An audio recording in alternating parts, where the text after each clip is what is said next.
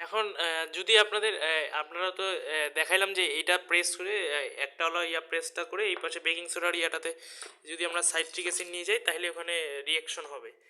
এখন যদি আপনাদের একবার প্রেস করার পর অল্প পরিমাণ নেবেন, আপনাদের বেশি নেওয়ার দরকার নেই। আপনারা এখানে প্রেস করলেই বোঝা পাবেন যে প্রেশার কি পরিমাণ আছে। প্রেশারটা যখন দেখবেন যে বোতলটা টিপা যাচ্ছে না এইভাবে ভালো করে, তখন বুঝে নেবেন যে যথেষ্ট প্রেশার আছে এখানটায়। আর তারপরে আপনাদের 2-3 দিন এভাবে ব্যবহার করার পর দেখবেন যে প্রেশার একদম লো হয়ে আসতেছে। এই যেভাবে তখন দেখলেই বোঝা যাবে যে আপনাদের প্রেশার একদম লো হয়ে আছে। তখন আপনারা করবেন কি, আবার লাইট দেওয়ার আগে এইভাবে একটু প্রেস করে নিয়ে এইভাবে ইউজ করবেন। আর অটোমেটিক করার জন্য যদি অটোমেটিক করতে চান তাহলে ওটাতে ঝামেলা আছে কি, ওটা অনেক সময় কন্ট্রোল করা যায় না আমাদের এই ডিফিউজারগুলো দিয়ে।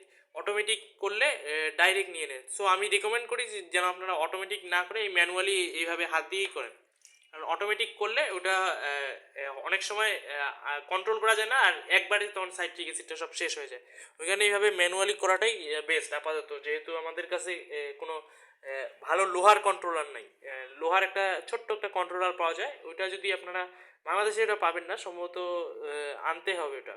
ওটা নিলে আপনারা অটোমেটিক করতে পারবেন, তবে ওটা একটু এক্সপেন্সিভ হয়ে যায় আমাদের জন্য, ডিআইওয়াই সিইউটি যারা ইউজ করি।